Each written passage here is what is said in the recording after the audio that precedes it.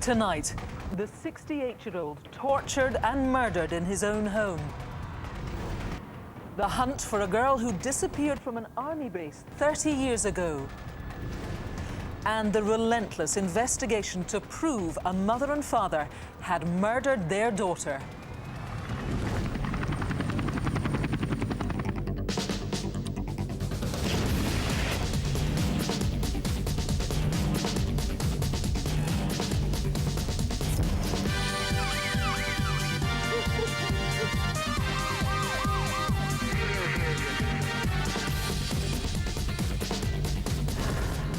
Hello and welcome to Crimewatch. We're back live from our studio, which tonight is full of police officers from all over the UK.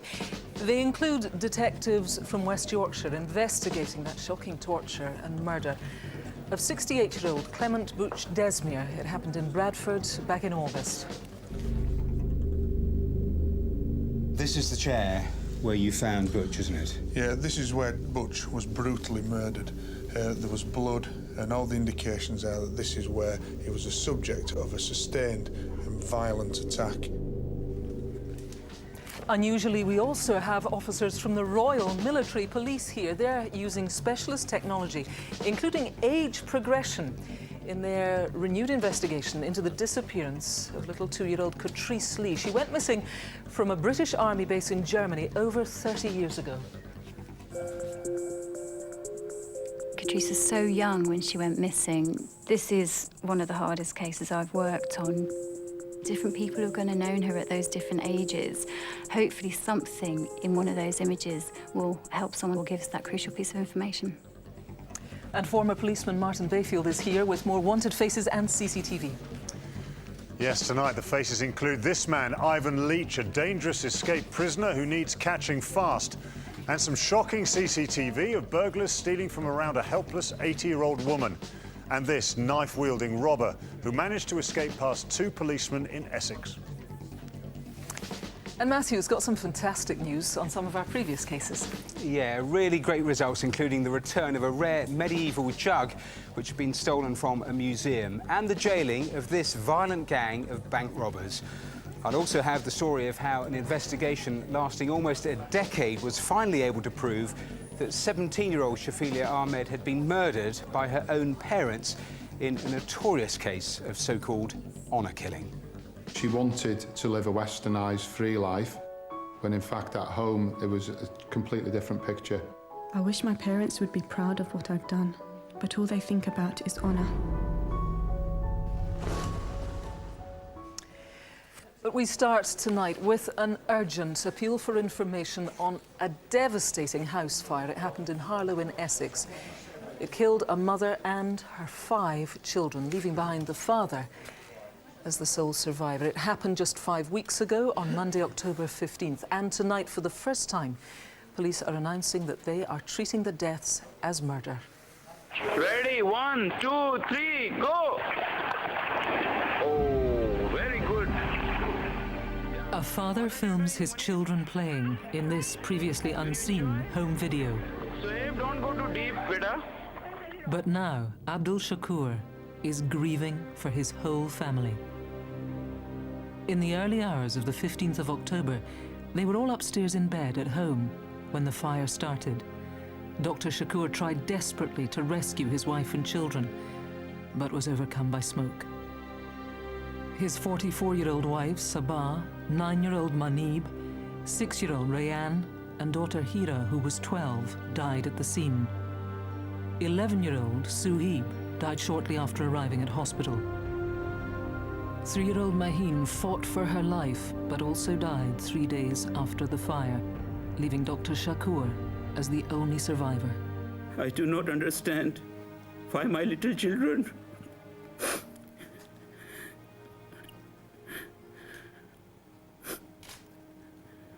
who were so happy and full of life, who had so much to live for, are no longer here. It is a shocking and heartbroken tragedy that within such a short period of time, I lost everything in my life. heartbreaking, isn't it? Well, Detective Superintendent Rob Vinson is leading the investigation team. They're all here tonight. As we've said, very importantly now, you're treating the death of these 5 children and their mother as murder. This is an absolutely tragic case and actually unprecedented for Essex Police, just really because of the sheer scale of the loss. The information you have then, let's take a look at that. Importantly, there was a burglary that night at their house. Yes, we've recovered a laptop case. It was found dumped in an area called St Michael's Close at Harlow. It belonged to Dr Shakur and it was stolen that night in a burglary. Now, it's an HP case, similar to the one that I've got here. Yeah. Now, crucially, it contained a laptop lead. Now, the lead is unusual because it was bought abroad and it had a 2-pin plug on the end of it. Also missing is a laptop. A Toshiba satellite laptop that's black is missing and still. So if you know where that laptop is, if you've seen a 2-pin plug lead, if you've seen anyone dumping that bag or seen the laptop bag, come forward. As well as all this stuff, crucially, of course, you need witnesses. Absolutely. There's still people who are in Barnmead at the time of the fire who haven't yet come forward.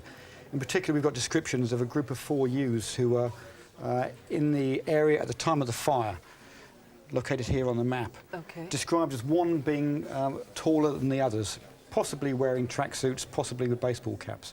Also, 2 other youths on bikes who were in the area at the time. If that was you, if you know who they are, please come forward. Very close by, there was a car set on fire that night. Do you think that's important? There was. At the same time as the house was on fire, a car was set light as well, just round the corner. There was a silver Focus belonging to a neighbour. If you know how that took place, what happened there, please let us know. OK, Rob, thanks very much. As we saw there from that little piece of film, a family destroyed and the grieving father, he is desperate for any answers. I wonder if you can help. If you can, I would urge you to call the studio now. You know our number. It's 0500 600 600, or you could speak anonymously to Crime Stoppers. They're offering a reward of up to £10,000 for information tonight. They're on 0800 555 111. Now, Martin has the first of tonight's wanted faces. First tonight, we urgently need to find dangerous escape prisoner Ivan Leach, who also uses the name Lee Cyrus.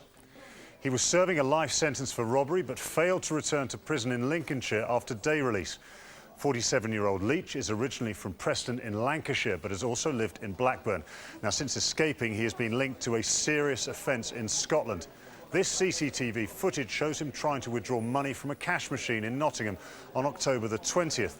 And he was also caught on camera on a train travelling between Preston and Manchester that same day. But detectives believe he may now be in the Hampstead area of London. He has a distinctive scar on his top lip under his nose and 2 tattoos, one of the name Annette on his bicep of his left arm and the figure of a barbarian woman on the back of his right shoulder blade. He might have changed his appearance and grown a beard and moustache to try and evade capture. Leach is considered to be extremely dangerous, so if you see him or know where he is, just call 999 immediately. Next is David Onyebuchi. The 44-year-old is wanted in connection with the importation and supply of millions of pounds worth of cocaine. Onyebuchi, who's originally from South Africa, has links to Dublin and Belfast, as well as to northwest and southeast London. Number 3 is Serhat Aslan. Now, detectives want to speak to the 28-year-old in relation to the murder of a man in Turkey. The 19-year-old victim was stabbed following an argument in a cafe in 2004. Aslan is believed to have travelled to London after the murder, but officers think he could now be anywhere in the UK. And lastly, for now, is Lee Ronald Whitting. He's a registered sex offender who's wanted after breaching the terms of his licence and in connection with a serious assault which happened in July. Whitting, who's known to have previously lived an itinerant lifestyle, sleeping in tents and unoccupied caravans, is described as having an odd accent as a result of living abroad. He has a circular burn scar on his left forearm and another burn scar on the back of his left hand, as well as a tattoo of a phoenix on his right shoulder blade. The 32-year-old has links across the West Country and to North Yorkshire. Now, as always, all of tonight's faces are on the website, and if you know where they are, call 0500 600 600, or you can text 63399. Type crime, leave a space, and then your message. Now, back in August, 68-year-old Clement Desmere, or Butch, as he was widely known, was brutally murdered in his own home in Bradford in West Yorkshire. Police believe he was tortured before he died, but the motive behind the attack remains a complete mystery.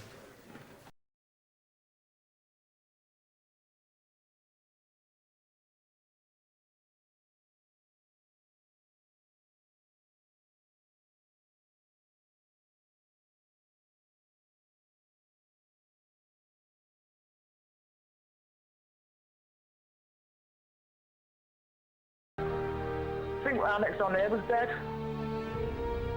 Okay, is there any suspicious circumstances? The house is a mess.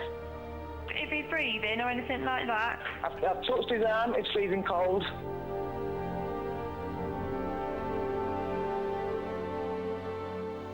Butch Desmere had lived here on the Ravenscliffe estate in Bradford for the past 20 years. But now what was his home is a crime scene. In August, Butch's body was found slumped in his favourite armchair. He'd been stabbed more than 40 times and his face partially covered with a pillow. The horrendous way Butch was murdered and the suffering he must have endured has had a profound effect on his family.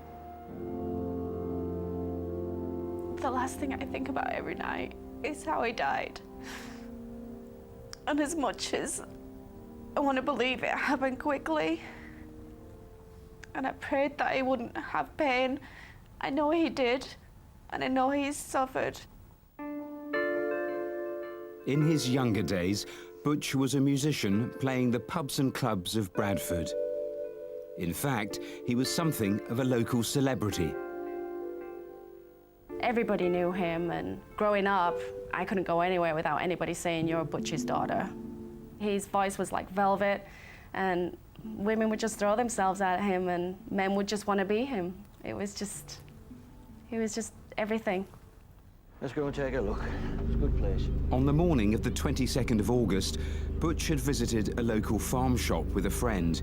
He was planning to buy some chickens to put in his backyard. They were childhood friends. Dave had moved back into the area and found out that my dad was just living on a couple streets over, and just went and knocked on the door, and they just hit it off like they had never been apart from each other, really. After saying goodbye to his friend, Butch then went shopping at his local Asda in Greengates. As always, Butch caught the bus home from the supermarket. It was only one stop, and he arrived at the end of his road, Rollston Rise, at 12:56. We don't know where Butch went next. But over 3 hours later, at 4:20 p.m, Butch was seen walking to his home with a younger man. Witnesses say he wasn't the kind of person Butch was usually seen with. He was wearing a bomber jacket and a blue baseball cap. That was the last time Butch was seen alive. In the early hours of the following morning, a neighbour noticed two people at Butch's door. They also noticed that the lights in the house went on at the same time. The house lights were still on the following afternoon. It was then that concerned neighbours made the gruesome discovery. Get off me! Get off! Get off! Butch had been brutally attacked. He had over 70 separate injuries, including in excess of 40 stab wounds down one side of his body. 4 of the stab wounds had pierced his rib cage, and 2 had punctured his lung.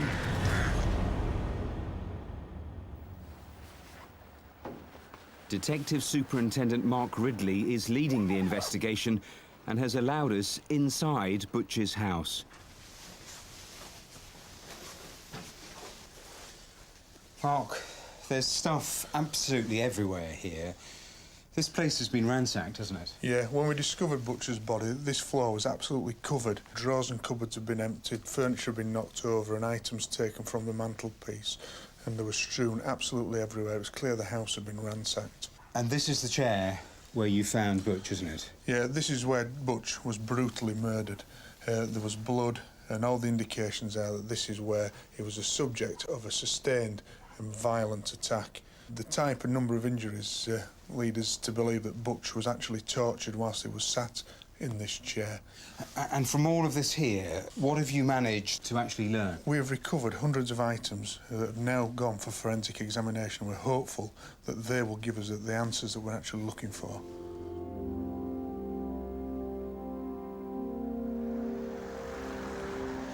The brutal reality of what happened behind this cordon is hard to believe.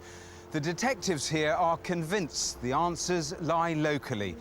But until someone comes forward with that information, Butch's family will continue to ask why. You try and try to think of the good times, the better times, and the best times. But it's always the worst vision you can possibly imagine. That's the last in your head. What a horrible thing. Well, Detective Superintendent Mark Ridley, who we saw in the film, is with me now in the studio. Two things particularly you want to focus on. He was seen with a guy in the afternoon, and then this odd visitation at 3 a.m. in the morning. Tell us more. Yeah, these people clearly hold vital information, at the very least, which will give us an idea of what happened in the last hours before Butch Desmere died. And it's a real strong possibility that one or more of these people were actually responsible for his murder. I'm also convinced that one or more of these people will have confided in somebody close to them about what has happened. And I would appeal to that individual to come forward and tell us about that guilty secret that you're hiding. OK. It's an awful thing when anybody is murdered anywhere. The distinction of this case is the torture. Do you think that's important? Yeah, absolutely. The injuries and the torture that Butch sustained was absolutely shocking. He'd received over 40 stab wounds. The motive for this, we don't know about.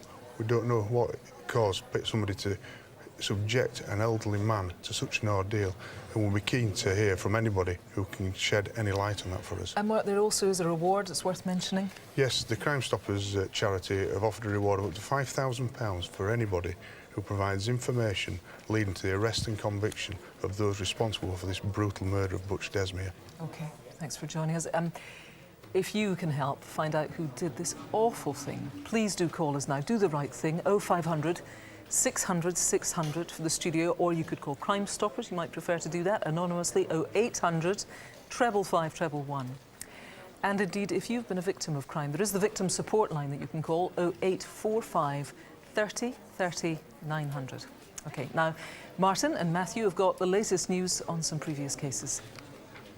And we start with a case we featured in July. 48-year-old shopkeeper and father of 3, Javed Ali, died 2 weeks after he was stabbed at his newsagents in Paisley near Glasgow in June.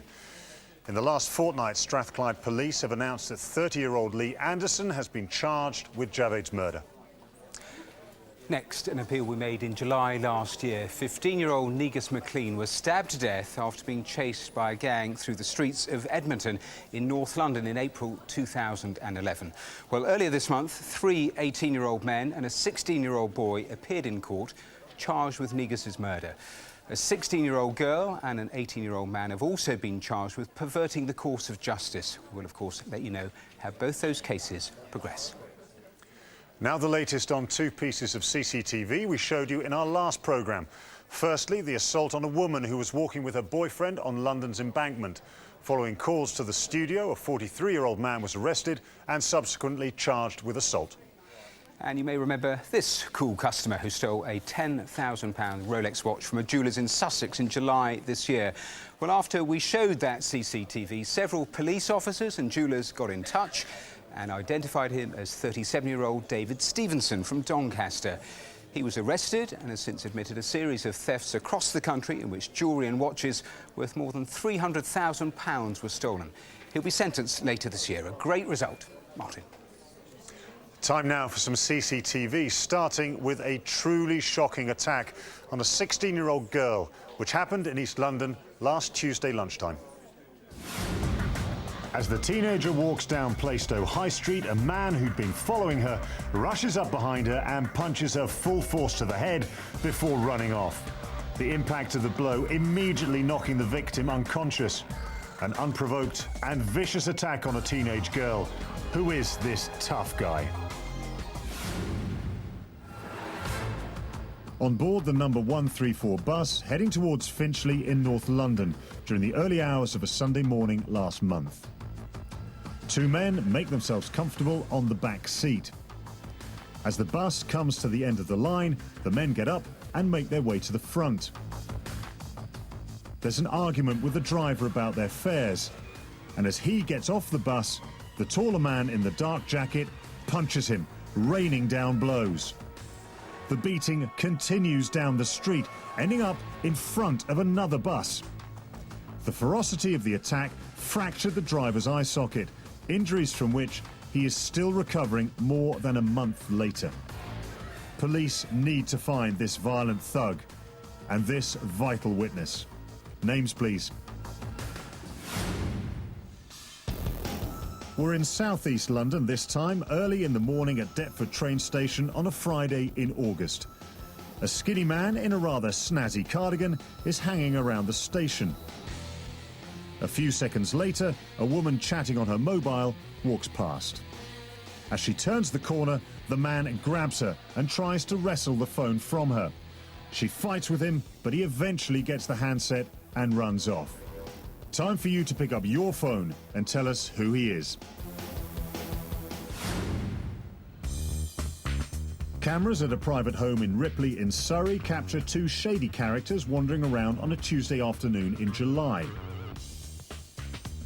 The pair spend a good few minutes walking around the garden, casing the joint, even clambering onto the roof of the house. Hello. They've spotted one camera and tried to knock it down, but unfortunately for them, there are plenty more. One of the men has a piece of metal which he uses unsuccessfully to try to force open the door. Eventually, they do get in through a first-floor window, and they help themselves to jewellery worth £25,000. But they nearly lose their loot as they make their getaway. Oops. Name these butterfingered burglars tonight. Lots more CCTV still to come, and you can see it all again on the website. Call 0500 600 600 if you can help, or text on 63399. Type crime, leave a space, and then your message. Right, still to come tonight, how forensic psychologists are helping potential witnesses recall any sightings of 2-year-old Catrice Lee. She went missing from an army base in Germany in 1981. One of the techniques is to recreate accurately what it was like then, because that's going to serve to elevate the likelihood that you're going to get the accurate memories coming to the surface, and also to suppress the inaccurate ones. And how the strangely detached behaviour of Shafilia Ahmed's parents added to the suspicion that they were guilty of her murder. He doesn't really give any details about what his daughter was like. In fact, he doesn't name his daughter. What the girl actually said when we spoke to her as well, right, is... He objectifies her, almost like he can't bring himself to call her Shafilia. But before that, time for some more wanted faces with Martin. Firstly, in this section, we have brothers Jason and Stephen Soul. Police are looking for them as they failed to comply with the terms of their licences after being released from prison.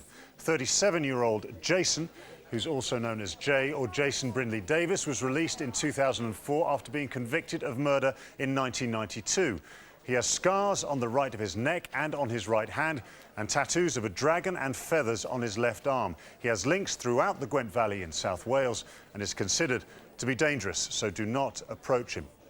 Jason is believed to be with his younger brother, Stephen Soul. Now, the 26-year-old breached his licence after being released from prison in June, where he'd been serving a sentence for arson. Stephen also has several tattoos, including Nat, spelt N-A-T, on his right wrist, and Shane, written on his right arm. Number 7 is Mohammed Tahar Tabta. He seriously injured a man in an unprovoked attack in Bournemouth in January. The victim was severely beaten, suffering several multiple fractures to his skull and jaw, as well as bleeding to the brain. Tabta was convicted of GBH, but failed to turn up to be sentenced at court. The 39-year-old, who's originally from Algeria, has 2 tattoos, a flying horse on his right shoulder and a swallow on his right hand. And finally tonight is Michael Anthony Barmer. Now, he served a sentence for murdering his neighbour in 1983, but since being released on licence in 2011 has disappeared. The 61-year-old has connections across Devon and Cornwall and to Lancashire, but detectives think he may now be in Ireland.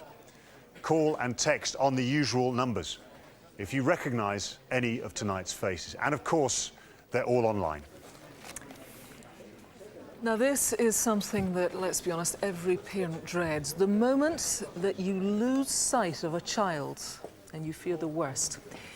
Well, it's exactly what happened to the Lee family, whose little daughter, Catrice, went missing from a supermarket on a British Army base in Germany back in 1981. It was her 2nd birthday. Over the years, the family have become increasingly critical of attempts made at the time to find their daughter. Well, now the Royal Military Police has relaunched the case with a whole new team, and they hope they will finally uncover what happened to Catrice. My daughter's never been seen since the moment that she left the checkout and went to run after me. For 31 years as a family, we have been living without an answer.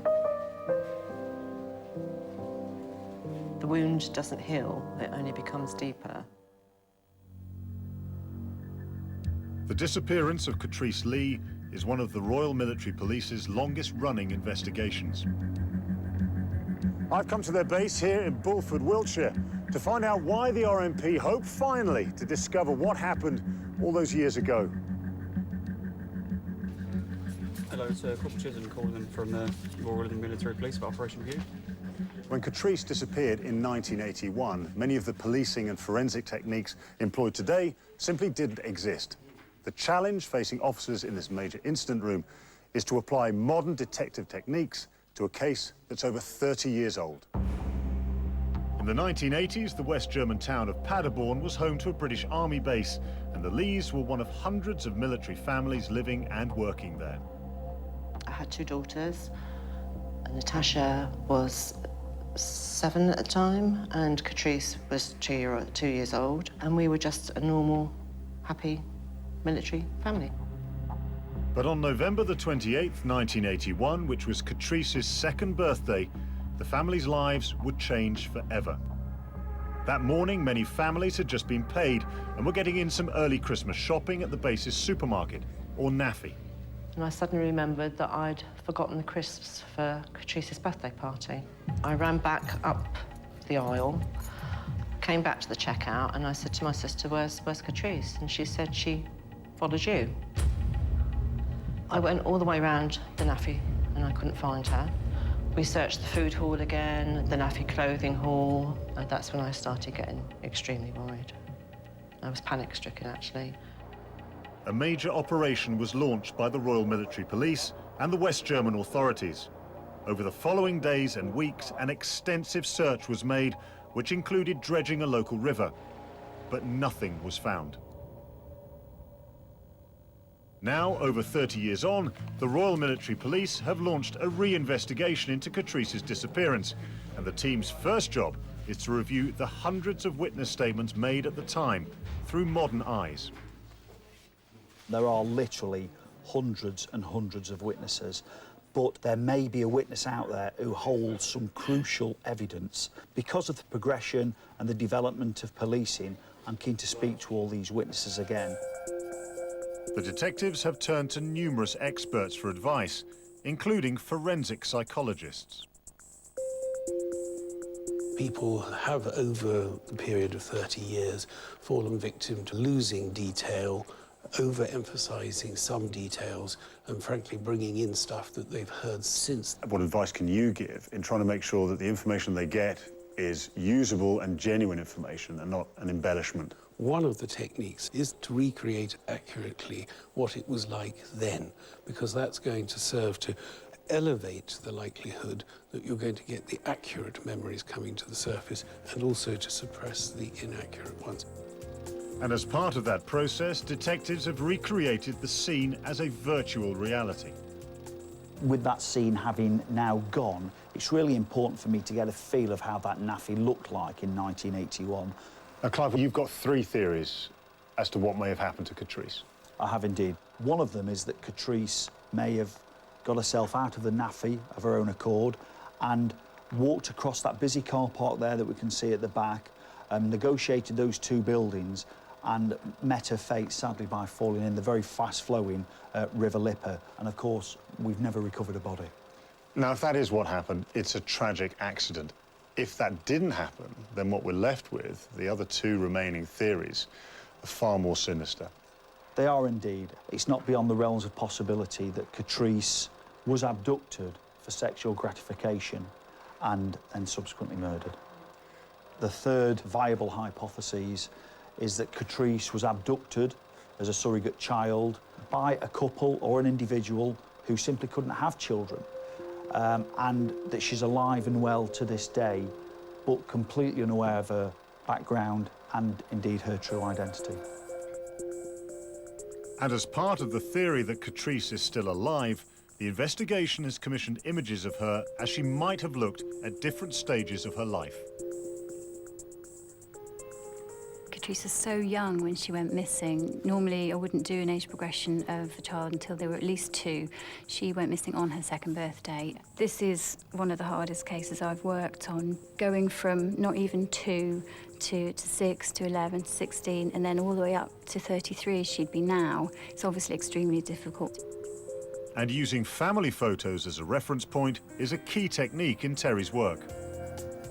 One of the things is just how similar Catrice looks to her mum, particularly in the young toddler photos. We've got an image of Catrice, nearly 2, and a similar photo of her mum. They're remarkably similar, so that was useful to use older photos of her mother to then help assess how Catrice would age. For example, some feedback from the family was useful just to alter and define the jaw shape here and to get the right size of those facial features. Even though Catrice would be 33 now, each image at each stage of her life could be crucial to the investigation. We can illustrate that, you know, at age 6, she would probably be in school somewhere, at age 11, 16, growing into a teenager. Different people are going to know her at those different ages. Hopefully something in one of those images will help someone to recognise her or give us that crucial piece of information. It's just the never knowing, you know, what did I want for Christmas, what did I want for my birthday? Well, it was I wanted Catrice back. Today, I could be sitting here being a grandmother and I know nothing about that. I've missed my daughter growing up, missed her teenage years. On Mother's Day, I'm always a card short. We are never going to forget. The wound doesn't heal, it gets deeper, says her mother. Well, Major Clive Robbins, who you saw in the film there, is here with us tonight and with his team. A huge amount of effort clearly is going into this re-investigation. You will, I imagine, be wanting to trace people who were actually there, who may have witnessed something, who were in Paderborn back in 1981. That's absolutely correct, Kirsty. I'm very keen to talk to ex-members of the military community who lived and worked in Paderborn in November 1981, and particularly those that visited the naffy on the day Catrice disappeared, either as a shopper or as an employee. These age progression images, obviously it takes a huge effort to do all this work. Why do you think it's important? Well, if Catrice is still alive and well, she would have gone through the normal schooling process, and it's to fellow classmates and teachers who are now appeal. If they do recognise a young girl similar to the ones depicted in these images, then I would ask them to come forward and let me know. You've brought things that relate to what Catrice was wearing at the time. Just take us through those. I have indeed. We know that Catrice, at the time she disappeared, was wearing a pair of red Wellington boots, very, very similar to these ones here. And also, we also know that she was wearing a turquoise-coloured duffel coat. We've had this one made by Mothercare. It is from a Mothercare range of 1981. Right. And this is an exact replica of that coat. It was a very common coat back in 1981, therefore I'm anticipating that there's a lot of children who would have been wearing it. Therefore, if there is, and they were at the naffy, I'd like them to come forward with their parents as well and just let us know so we can eliminate her or them as being Catrice. OK, Major, thanks very much for all of that. I should tell you, all those images of Catrice, they're online. If you can shed any light on what happened to this little girl all those years ago, or if you've got any idea where she might be today, then please do call us. You saw the distress that her family have been going through for so long. 0500 600 600. Let's go to Matthew. Some more updates now, starting with this CCTV showing a masked gang who attacked 2 security guards as they made a cash delivery to a bank in Beckenham in London in September 2010.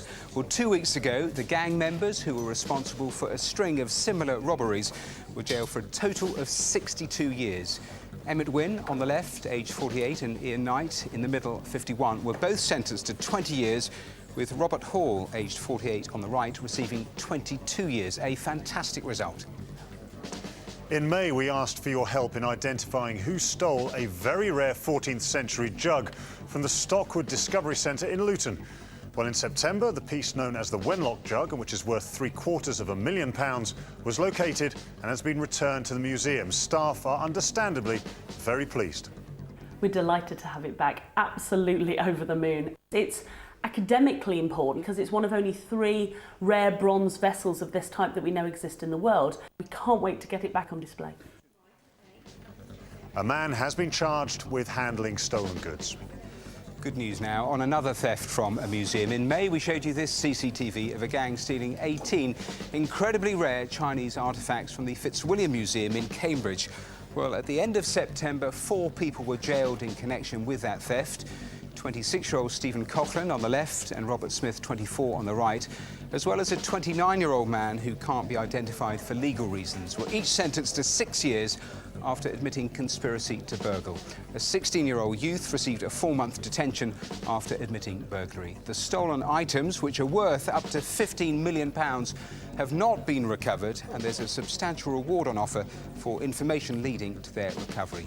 Anyone who can help should call Cambridgeshire Constabulary on 01733 863 157. Martin. Time now for more CCTV, starting with that violent robbery at a newsagent's in Essex. It's Friday evening at the end of August, and the shop assistant is serving a customer when a man in a black ski mask brandishing a large knife rushes up to the counter. He gets behind the desk and threatens the cashier, ordering him to empty the till. As he waits, he helps himself to handfuls of cigarettes, shoveling them into a bin bag. The terrified man is unable to open the computerized till, so the frustrated robber has a go himself, taking a less technical approach. He admits defeat, grabs a few more cigarettes and scarpers.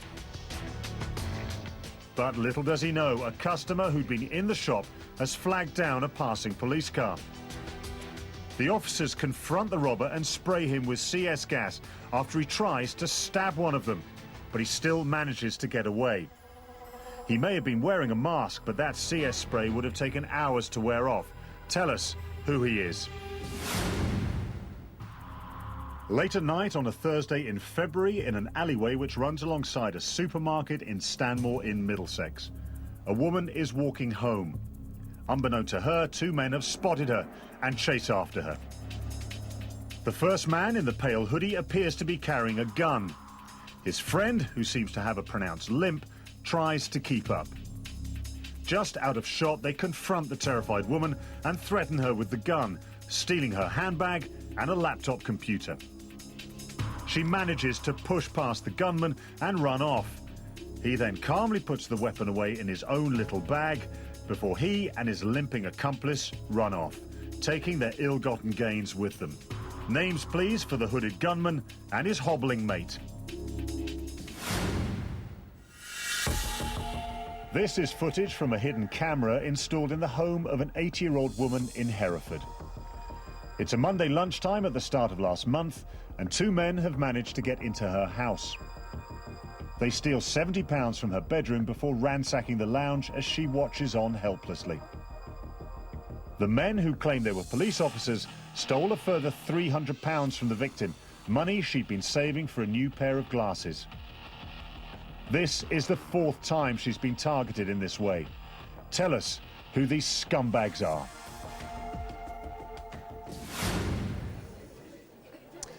Now, all tonight's CCTV is online, and if you recognise anyone, please call and text on the numbers on the screen. OK, now I just want to bring you an update on something that's just come in. Rob Vincent is investigating that house fire in Essex that killed a mother and 5 children. Rob, I know you've had a very interesting call. Tell me about it. Yeah, we've had some interesting calls come in tonight, one of which is naming a local man, so we'll be looking at that now. When we've seen the home video, really, I think you can just imagine, or try and imagine, that Dr. Shakur has lost absolutely everything that he's got, everything that's dear to him. What I need to know is, who are the 4 youths in Barnmead at the time of the fire? One significantly taller than the others. Who are the 2 youths on bikes in Barnmead at that time? Have you been offered a black satellite Toshiba laptop after the 15th of October, and have you seen the lead with 2 pins and the laptop case? OK. Need those calls to come in. OK, if you know information on that, please call in. Let's bring in Mark Ridley, investigating the Butch Desmere murder in Bradford. I know you too have had a very significant call. Yeah, we've had an excellent response this evening, and we've had one particular call putting forward a name that is of real interest to the investigation. This was a brutal murder. Butch had sustained over 70 separate injuries. I'd still like to remind people that we're keen to know who was the man seen at 4:20 the day before Butch's body was found, but also who were the 2 people seen acting suspiciously in the early hours of the morning. Mark, Rob, I'll let you get back to the calls. So, names coming in. Thanks very much. Keep calling. Kirsty. This summer, Iftikhar and Farzana Ahmed were convicted of the murder of their 17-year-old daughter, Shafilia, in, you will remember, a particularly notorious case of so-called honour killing. It was the culmination of a decade-long battle of wills between detectives and Shafilia's parents. Matthew takes up the story of how the Ahmeds' warped obsession with family honour and brutal oppression of their own children ultimately ended in tragedy.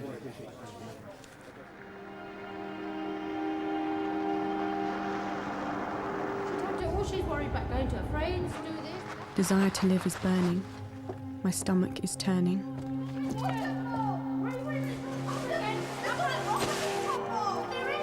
But all they think about is honour.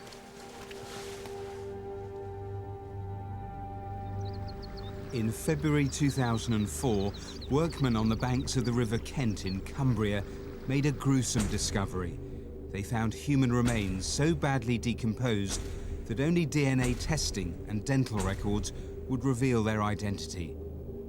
The body was that of 17-year-old Shafilia Ahmed. Shafilia was a popular, hard-working schoolgirl who was studying for her A-levels. She lived at home with her parents here in Warrington and was the eldest of 5 children. But on September the 11th, 2003, she disappeared. A nationwide appeal was launched, but it quickly became clear that Shafilia was not a typical teenage runaway. The case was to be one of the most challenging in the history of Cheshire Constabulary and lead to a public battle between the investigators seeking the truth and Shafilia's parents, Iftikhar and Farzana Ahmed. The alarm was raised by teachers when Shafilia hadn't been seen at school for a week. Her parents seemed unconcerned and confident she would return given time. But as police began looking into her background, they discovered her home life was far from settled. She wanted to live a westernised, free life, when in fact at home it was a completely different picture. She went to school and complained about being assaulted by her parents. She talked to her friends about a real worry, about control. She was really worried about being forced into marriage. Shafilia had sought help to get away from home several times. The last time she tried to leave had been in February 2003, but her father, Iftikhar, had waited for her at her school and forced her to go back home. Nobody could have known this was to be her last failed chance at escape. Just a week after she returned to the family home, the Ahmeds were on a flight to Pakistan. Shafilia's parents had decided it was time for their daughter to be married. Video footage from the time shows Shafilia at a relative's wedding. Her parents were intending the same fate for her while they were there. Frantically looking for a way out, she drank bleach.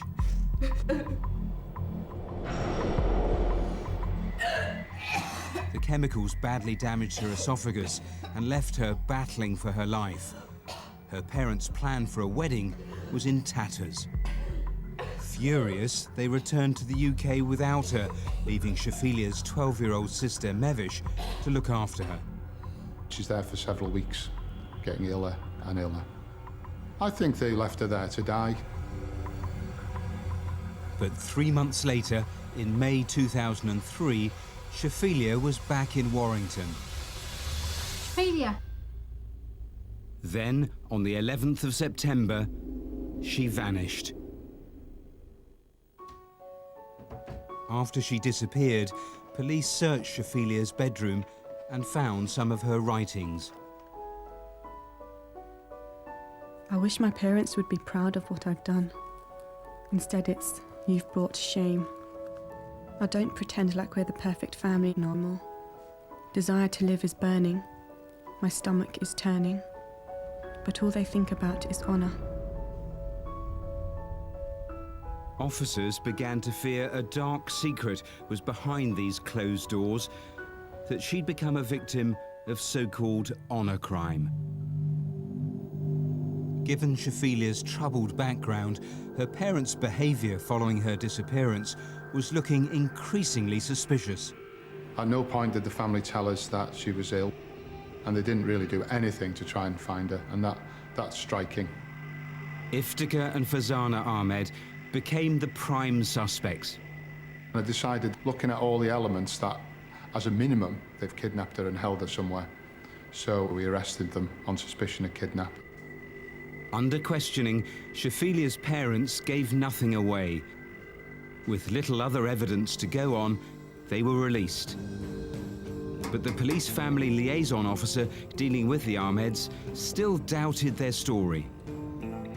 At times they did cry, but if you were to ask me, was it genuine crying? At times, I didn't think it was. Convinced the answer to Shafilia's disappearance lay close to home, police planted a listening device in the house. The recordings revealed a tense atmosphere.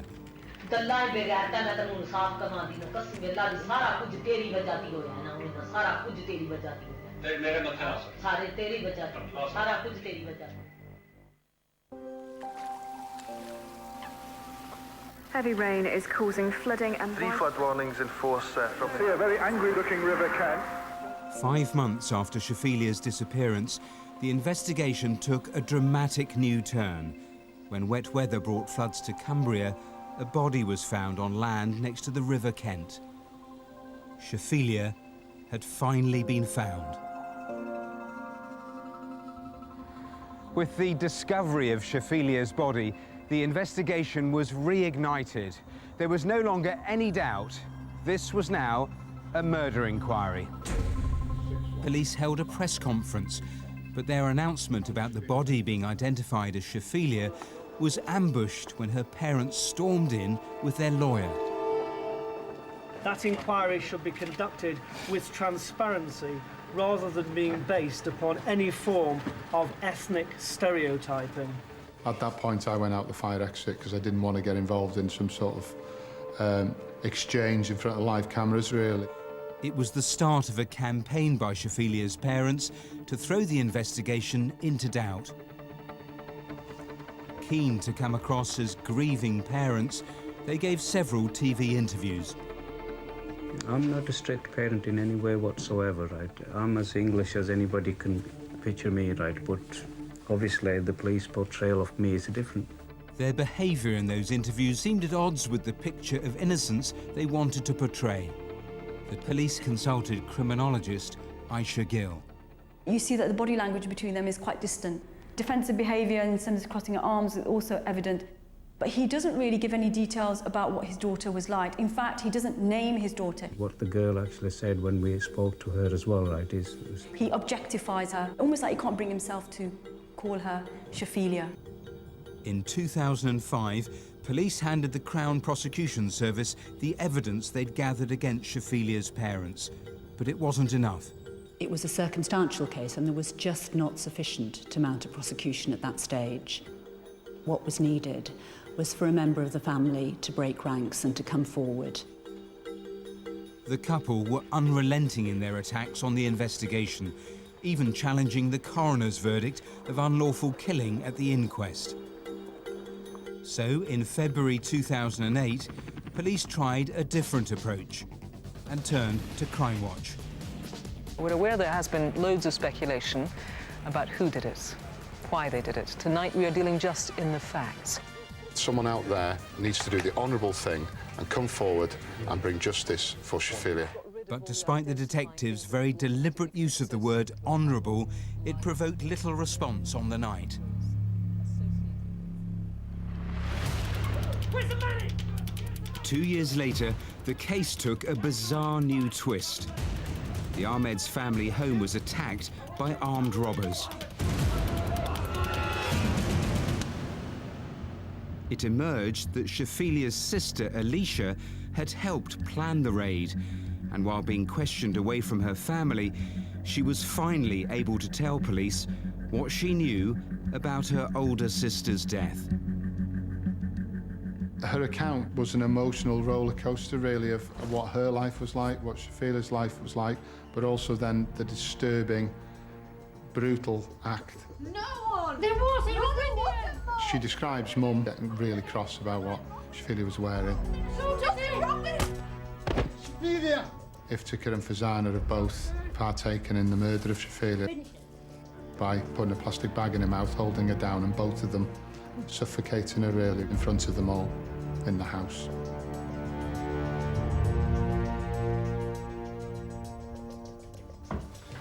And then removing Shafila from the house later on that night. That was the eyewitness account that we knew all along had been needed.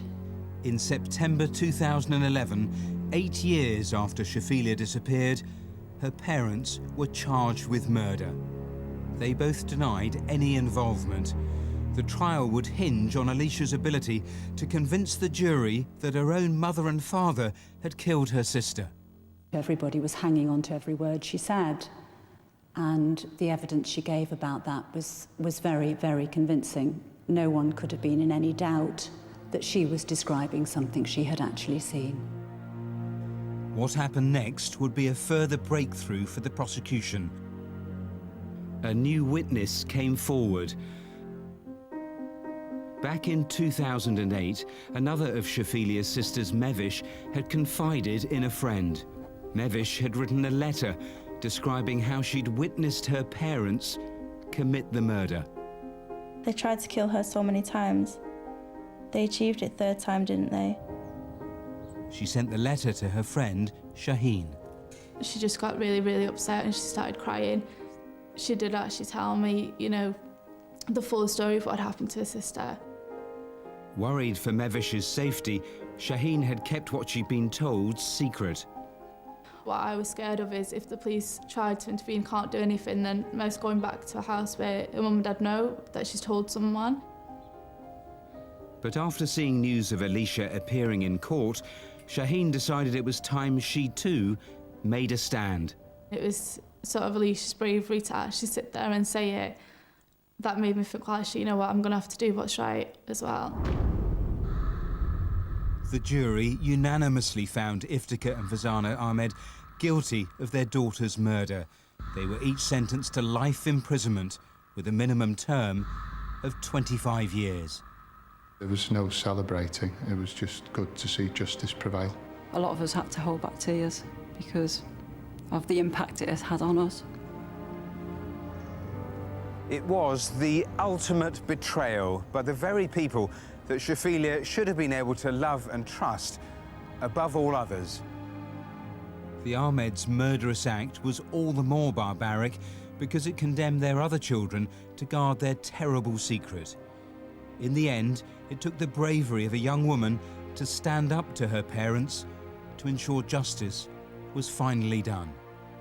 You can talk about science, forensic evidence, lots of different things you can do, but at the end of the day, it's people, witnesses, giving that evidence to send killers to prison. So, Matthew, a horrible, heartless crime. Horrifying, every aspect of it. The judge said Shafila was trapped between two cultures. sentencing her parents, he said to them, "Your concern at being shamed in your community was greater than your love for your own child."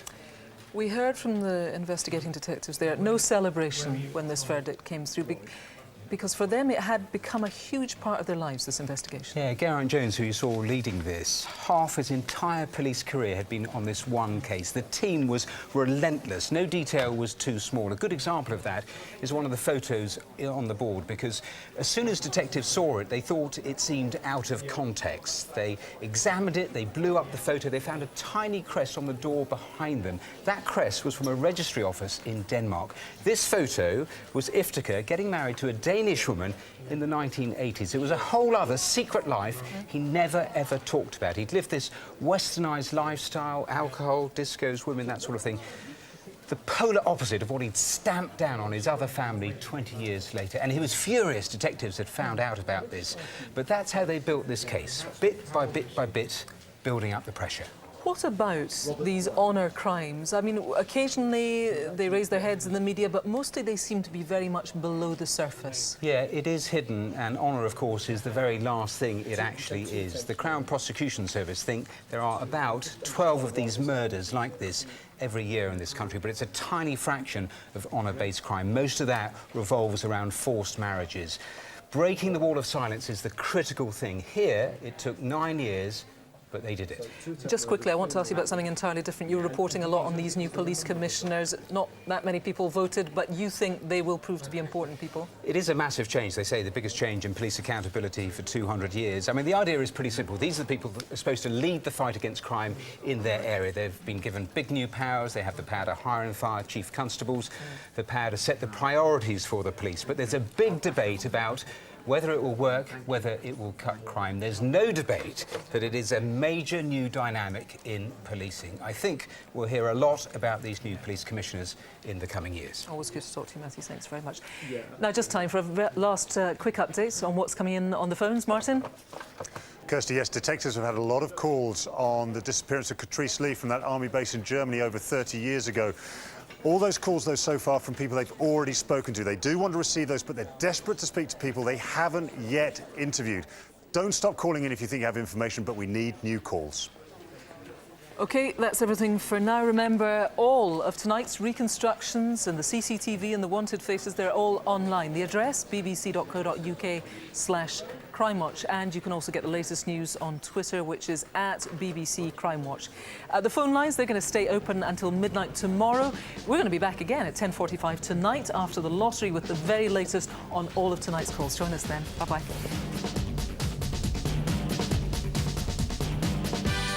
And the Crimewatch update here in Northern Ireland is at 11:15.